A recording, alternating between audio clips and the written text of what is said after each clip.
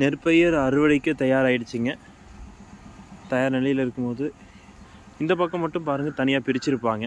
ஏன்னா இது வந்து பார்த்திங்கன்னா லேட்டாக வந்து இந்த பயிர்கள் வந்து பார்த்திங்கன்னா வளர ஆரம்பித்தது. அதனால் இது வந்து பார்த்திங்கன்னா அது அறுவடை செய்த பிறகு இது வந்து சில நாட்கள் கழித்து இது அறுவடை செய்யப்படும்.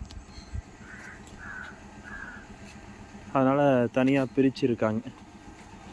இதில் பார்த்திங்கன்னா பிரித்த இடம் தெரியுதுங்களா? அது முன்னாடி ஒன்றா தான் இருந்துச்சு. ஆனாலும் பயிர் இப்போ அறுவடை கிட்ட வரும்போது இது தனியாக அது தனியாக பிரிக்கணும் அப்படின்றதுக்காக இதை மட்டும் பிரித்து விட்டுருக்காங்க.